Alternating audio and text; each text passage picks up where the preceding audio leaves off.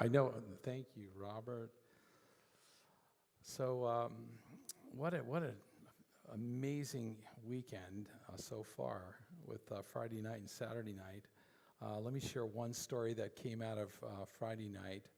Um, After Josh had given an invitation for people to receive Christ, a man met him afterwards and was just really deeply moved. He's Jewish and connected the dots that Jesus is Jewish, right? And because somehow, somewhere along the way, there's been this disconnect between the Hebrew roots of our Christian faith and Christianity. And I personally don't think that Jesus came to set up two different religions. I don't think that was his idea. We did that.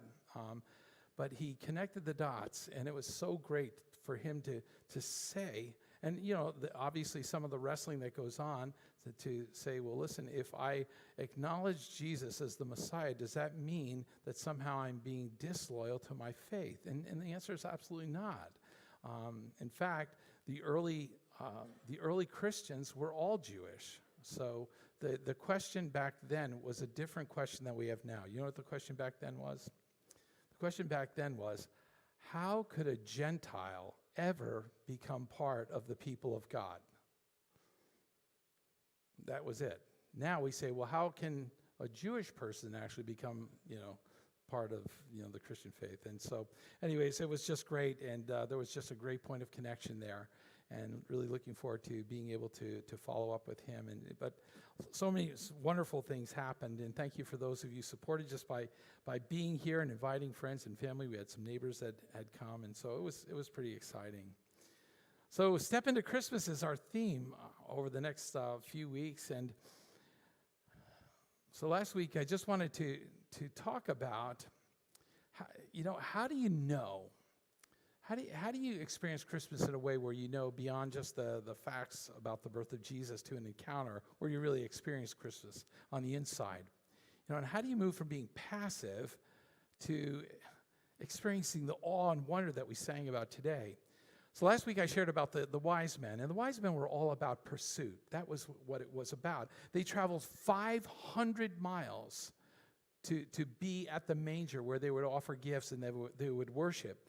Of course, the group that should have been at the manger were their experts in the law. They knew that the Savior would be born in Bethlehem, and they were 5 miles away, and they missed it by 5 miles. So the question was, listen, will you miss Jesus by 5 miles, or will you pursue?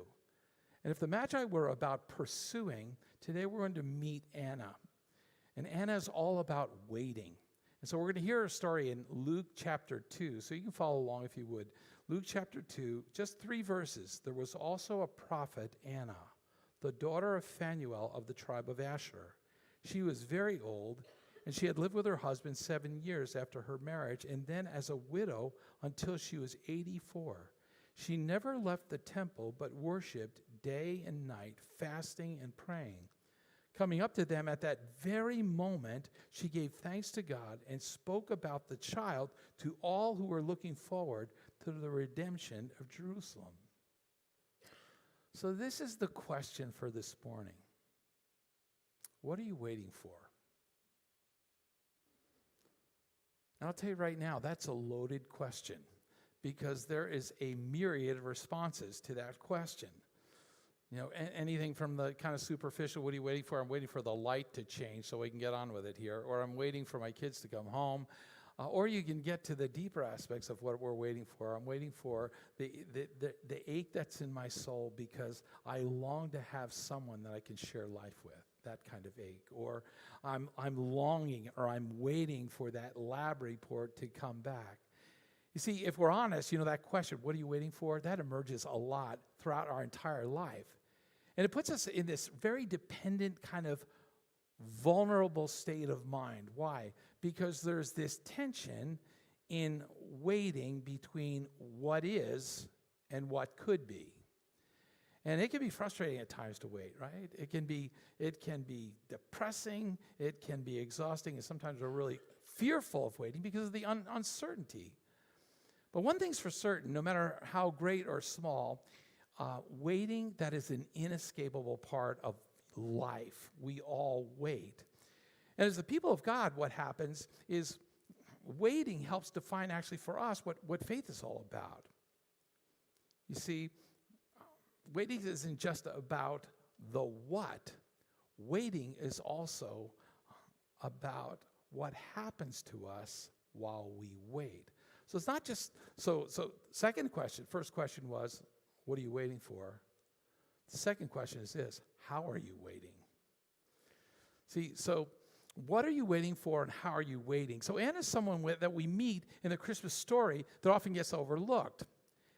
And we meet her after the birth of Jesus. Mary and Joseph are doing at this time, what all Jewish parents would do of their firstborn son. They would bring the firstborn son 40 days after they were born to the temple to be involved in a rite of purification that had to do with redemption. The firstborn belonged to me, God said. It's almost similar to what we would do as an act of dedication. Ever seen a baby that's dedicated, or you've seen a child that's been consecrated to God? It's very similar to that. So this was something that would have been done by all Jewish parents to fulfill the law, the Torah. So they enter the temple where this ritual is going to take place, and they're met by a man named Simeon. His story actually is told in the verses just before this. And Simeon is a man who's also waiting. And like all of Israel, he's waiting for the Messiah, the promised one, the Savior, the rescuer of all people. So, we don't have a whole lot of details, but what we do have about Simeon is that Simeon, he enters as they enter the courts of the temple, and there's Mary and Joseph with baby Jesus. Simeon knew that this child, this is the Messiah. This is the one that we've been waiting for. And like Anna, Simeon had been waiting a long time. By that, I mean he was like super old. And somehow in that moment, something in Simeon connected with that child and said, that's the one. Can you imagine? Of all the children that must have been brought for dedication, that one? How'd you know that one? Well, it may be in the waiting. Because in the waiting, something happens. Not only something happens to us, something happens through us. And Anna approaches Jesus the very same moment. She also recognizes the baby as the Messiah. And like Simeon, she blesses him, and then she begins to speak to him about him to anyone who would listen. You say, okay, Nicholas, that's it. That's all you got? I mean, this could kind of feel a little bit boring because, I don't know, there's no angels. There's no angels. That's what the shepherds got. The shepherds got, ta-da! And right, the wise men, they got a star. Joseph had a dream. We got nothing. Well, there is nothing. But you know what? There's more than meets the eye. There's always something that more than meets the eye when we're in the waiting room. And you know what? If you're in the waiting room, there's always something happening that's more than what meets the eye between that time of what is and what could be. And one of the most defining factors in Anna's life is the fact that she waited. And Luke tells us that Anna waited for the Messiah for redemption, and she waited for 84 years. Listen, if we know nothing else about this woman, is that she is the poster child for waiting. I mean, let me ask you a question. How many of you women in the room here would say, yeah, I could do that? Let me ask you a question. What would make a woman wait 84 years for anything? I'm pretty sure that not a woman in the room would say, yeah, in 84 years, I'll wait for it. No. So how did she do that? What was it about her experience that allowed her to be able to wait and unwavering?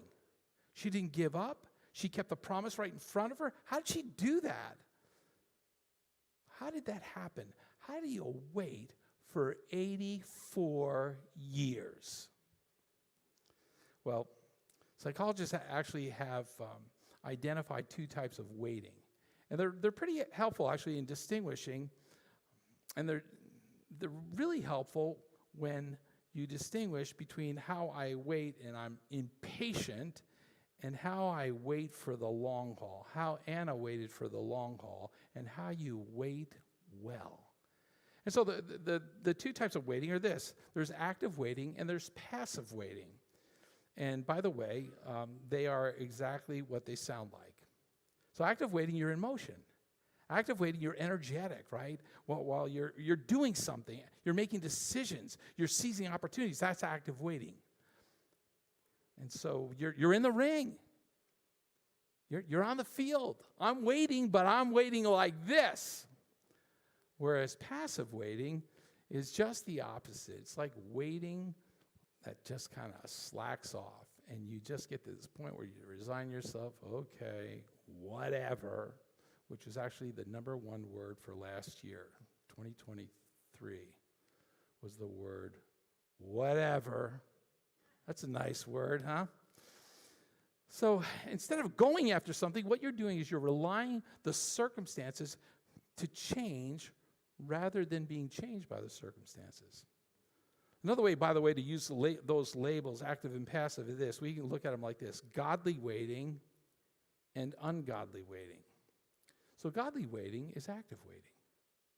Ungodly waiting is passive waiting.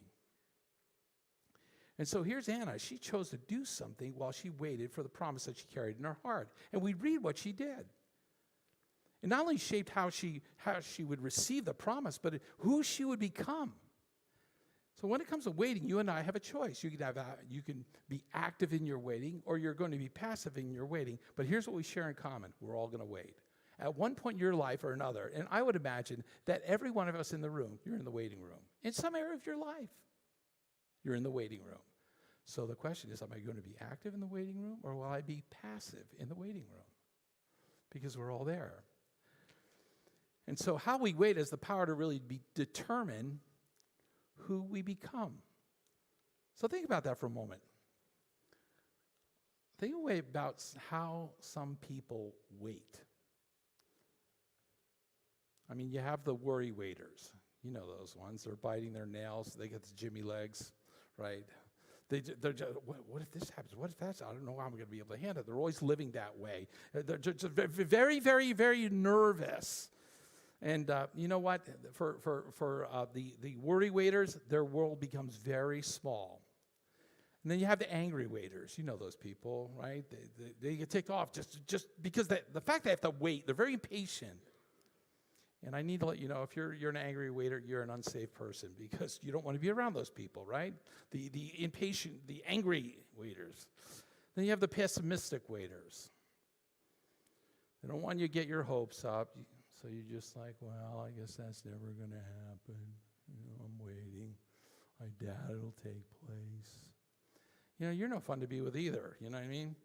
And then you have the expectant waiters. They're the waiters that they're waiting, but they're looking forward, right? They're looking forward. I love one of the quotes from legendary basketball coach John Wooden, who said this: things turn out the best for those who make the best of the way things turn out. Isn't that great? An expectant waiter. We're moving forward. But another aspect of waiting is this, that the object of our waiting really impacts and directs how we wait. So, for example, if you're waiting on circumstances alone, or if you're waiting on what other people can do, you're really dependent on that. Guess what? Your hope is really temporal, because there's a lot of things that can vary to make your waiting an unpleasant experience, right? Because if this doesn't happen and that doesn't happen and that changed, so that waiting doesn't really work out too well. A lot of other factors beyond your control can wait if you're waiting for circumstances, or you're waiting and relying on other people to come through, right? And that kind of hope actually disappoints more times than not. So a couple weeks ago, I was in a card shop, and I picked up a couple cards, and in front of me was a woman who was playing lotto. And I'll tell you what, I got a lotto education. I had no idea there were so many games. I'll take a pick 4 here. I'll do the Mega Millions. She went, the Win for Life, and the Win for Life 250, the Win for Life. By the time the guy rang her up, she spent $148. And she's waiting. She had about a week to wait, by the way, as far as I know. I don't know how the games they actually play, but I don't think you don't get the numbers for a month, right? I think you just get them for a week, right? So then, you know what she has to do next week?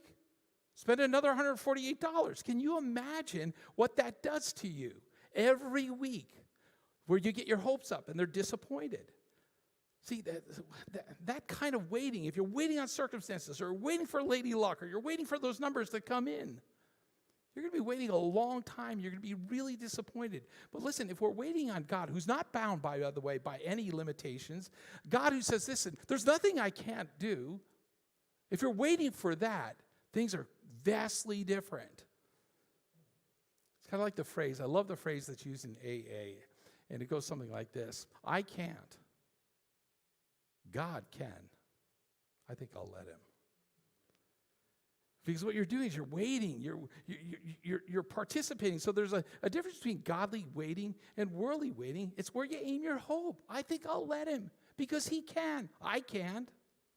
So in godly waiting, what you're doing is you're trusting the good that's going to come. And it's based on, not on circumstances, the good that's going to come, not based on you. It's the good that's going to come when it's based on a God whose character in nature is to bless. That's what you're waiting on. The God who says, I'm unchangeable, that you can always count on me. That God. But in worldly waiting, you're trusting your circumstances, which can be influenced by a lot of factors. So whether it's passive waiting or active waiting, both have the ability to lead us in one of two directions. They're going to lead us to encounter, to engage, or they're going to lead us to escape. So how did Anna wait? Because I want to find that out. How do you wait for 84 years for something and never give up? Well, it was active waiting for sure. And Luke tells us how. Verse 37 says this: she never left the temple, and she worshiped day and night. Now, some people would say, well, listen, that was her job. She was a prophet. Isn't that what prophets did? They went in the temple, they spent all that time there. Or listen, she was a widow. Maybe that's all she had to do, right? But you know what? If we lean into something, we're going to see how Anna actually dealt with her waiting. And the first thing it says that Anna worshiped.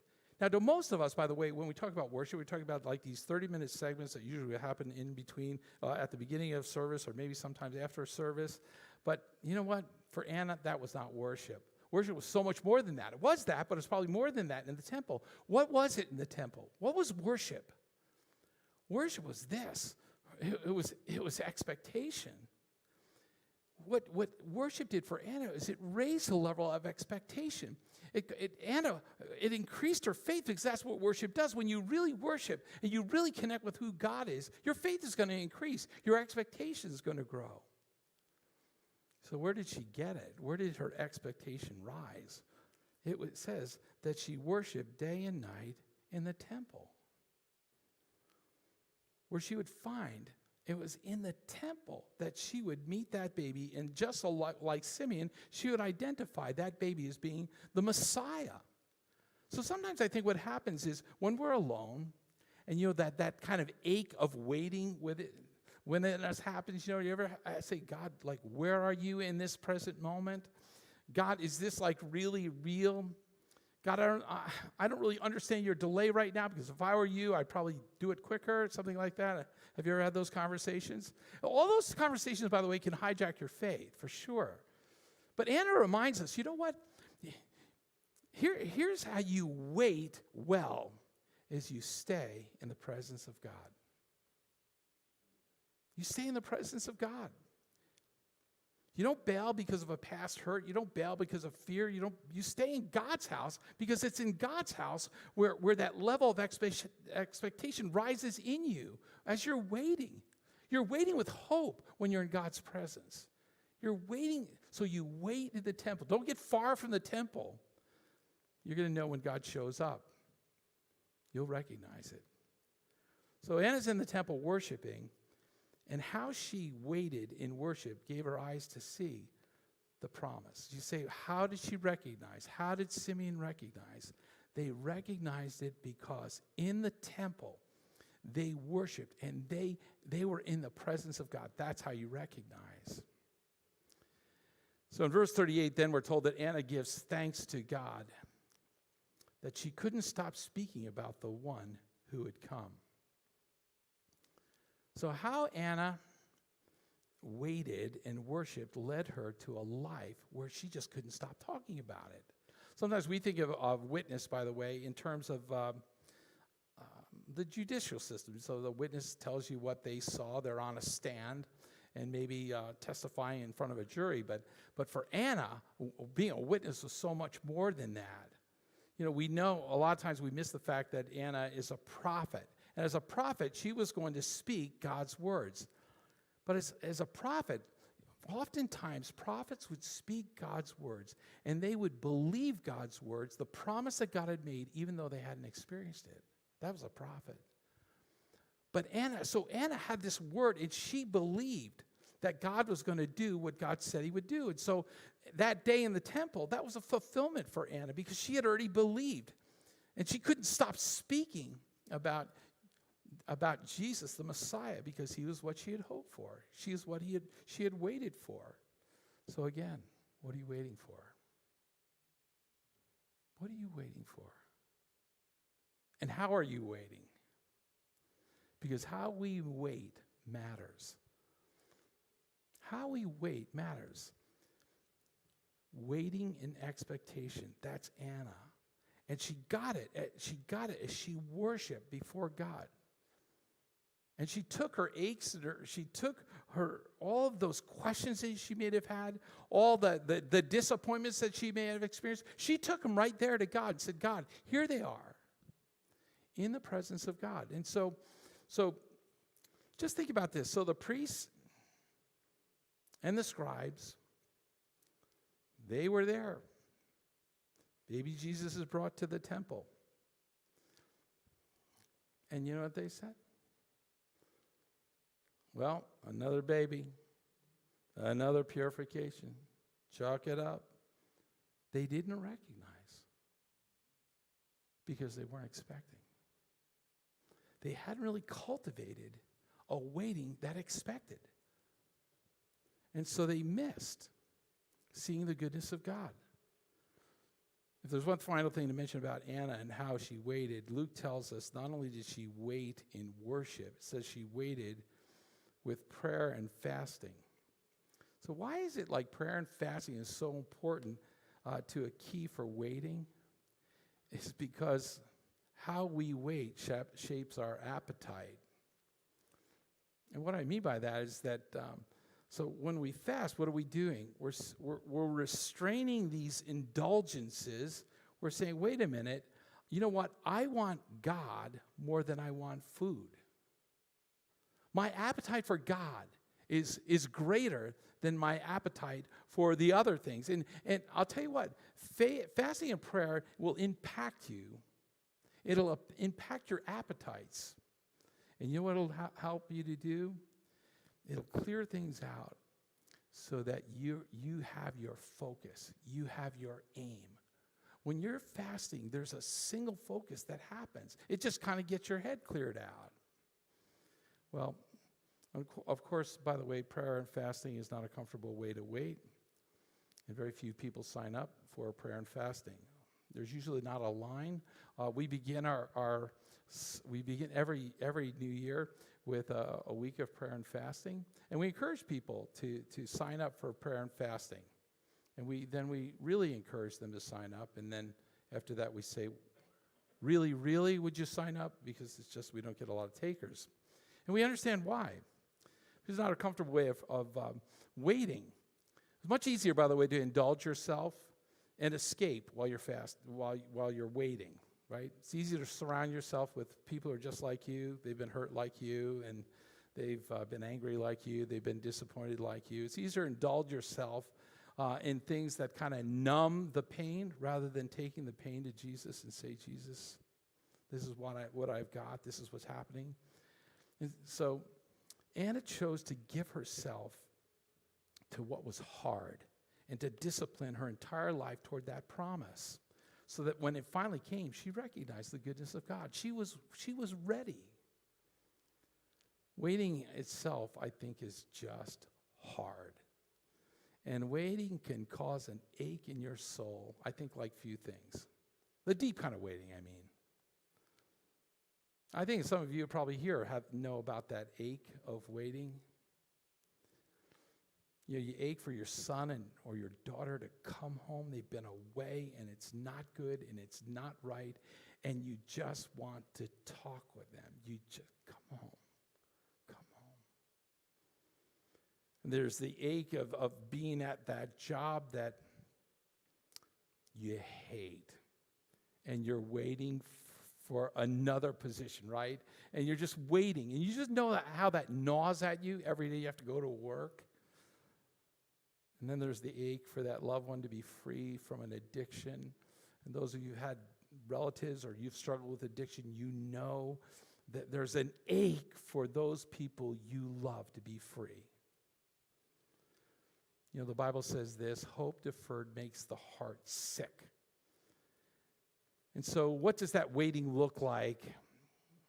Well, C.S. Lewis describes it in The Lion, Witch, and the Wardrobe, a scene that really kind of captures what it feels like to be in this in-between, because that's what waiting is what I'm experiencing now, and what could be, I'm here in the middle ground. And so it's one of the characters in Lewis's book describes it this way: it's always winter, but never Christmas.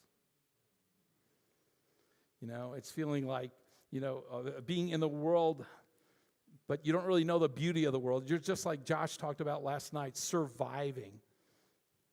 And this ache is one that we face in the waiting. So what do you do? What do you do when it always feels like winter, but it never feels like Christmas? What do you do? And I think there are two responses that oftentimes we take when we're in waiting. You know what they are? We either give up or we give in. We push ahead and we try to control situations, right? And both of those responses, beneath both of those responses, whether you just kind of you say, okay, I give up. I'm not going to hope anymore. I'm going to expect absolutely nothing out of life. Okay, that's a great way to live. Or you do the opposite, where you clutch on it like you're going to hold, like I'm going to control it. I'm going to make it happen. And that kind of grabbing for power often happens when we feel powerless. We just kind of clutch onto it. And so what do you do? I mean, behind both of those, by the way, of those responses is the great lie that is fear. Fear that God won't do what God said he would do. Fear maybe that God can't do what God said God could do. Or how about this fear? Fear that I've blown it and then I got kind of disqualified, like God really did want to bless me and do good things, and he had whole bunches of things, but you were such a failure, I couldn't work with that, Or failure that I'll never see what I hoped for come to pass. I need to let you know, fear is what we really combat in waiting. Fear. And fear, by the way, is only ever overcome by faith. So let me ask you one more time. What are you waiting for? And how are you waiting?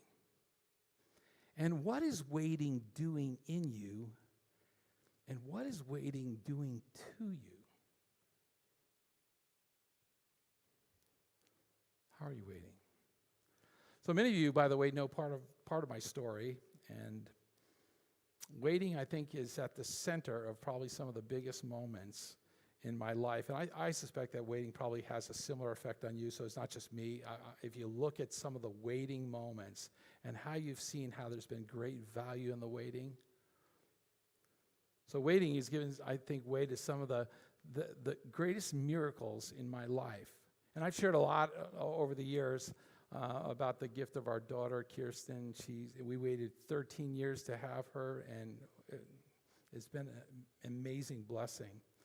And as I was just thinking about Kirsten, the waiting and the years and years that the Mother's Days and the Father's Days, and that were just really difficult for us, not being able to conceive, and then to have the joy of her. That's been an incredible blessing. But then I began to think about, what about the gift of your wife, and the precious gift Joy has been to me. It's just absolutely amazing. Just before we started dating, Psalm 37, verse 4 became like my life verse at that point. And it was this: delight yourself in the Lord, and he'll give you the desires of your heart. By the way, we get that one a little bit mixed up. We try to say, well, God, if you give me the desires of my heart, I'll delight in you. He says, no, it doesn't work that way. Delight yourself in me, and I'll give you the desires of your heart.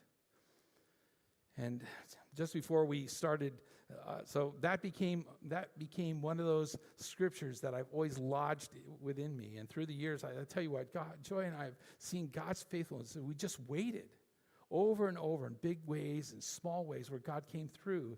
And we found, okay, God, it's not our will, it's your will be done. God, you do what you're going to do, all of those things. And we understood, and it took a while to understand this, that God's time is the ever best time. Because in waiting, we always wrestle with time, don't we? You got to do it, and you got to do it now. I can't wait. And God's saying, yeah, I don't really do time. I'm like out of time, so I don't really understand what that's about. No. So God doesn't have time, right? God's out of time. We're in time, and we're stressing out over the fact that it needs to be done by 5 o'clock. And God's like, yeah, I don't know. But we've just seen how God has come through as we've waited. And another verse really became meaningful to me was Psalm 37, verse 7 says this: rest in the Lord and wait patiently for him. And I think about just who we are as a congregation. It took 15 years for us to be in this place, in the building. And before that time, we were kind of known as Church on the Move, and we were always surprised that people would actually find us, because we moved 6 times before we landed here. And then I think about how many times through the years I waited and prayed for my brothers to give their life back to Jesus. And one by one, in God's time, not in my time, but in God's time, they would surrender to Jesus. And God set it up with circumstances that only God could do for that to happen. But I knew, God, that's answered prayer, because I waited. And we waited in prayer for that. And I've had the privilege of waiting with some of you in the congregation where we've waited and we've seen God work. And I've waited and we've seen God's miracles of provision. We've seen miracles of protection. We've seen miracles of restored relationships. We've seen miracles of just celebrating breakthroughs. But as I said, waiting's not easy. Waiting is hard. And I think sometimes waiting is hard when you've waited for something and other people have wrestled with it, and you know what? They got their breakthrough. You're like, did you forget? They got theirs. Where's mine, God? And again, how you wait is just as important as what you're waiting for. What is waiting doing to you? So we know from Anna there was a reward to her waiting. Her reward was to know and see the Messiah, that God would fulfill his promise. So God's not only the gift giver, guess what? God's the gift. And that gift is worth waiting for. So there is a psalm, by the way, Psalm 62, that David writes, and it's about waiting. Psalm 62. If you like to turn there, you can just, I don't know if you, I think you can see. If you turn there, I'd like to reference it. So about 25 years ago, Gary Marn and I have been on this journey together with Jesus for about 25 years. And it's been amazing what we've seen God do through the years. It's been quite a journey. And when Gary isn't teaching philosophy at Stony Brook University, he has put together over about a 10-year period of time just an anthology of songs and from the Psalms. And the name of the anthology is called Prodigal Psalms, just this idea of coming back to God. And Gary early on graciously invited me to work with him to kind of help provide some structure musically and just to work with some the melodies and harmonies, And so here's what I like to do. Before the worship team comes, I like to play one of the songs for you that came out of Psalm 62. And so this is My Soul Waits. My Soul Waits.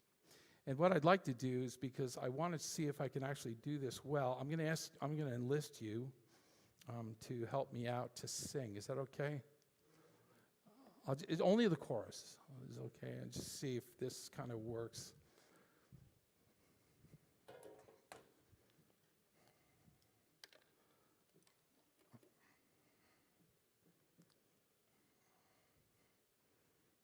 Okay. They don't let me play very much, so there we go. See if I can get this. I'll go over the chorus for you, and this is what you're going to sing. It goes like this.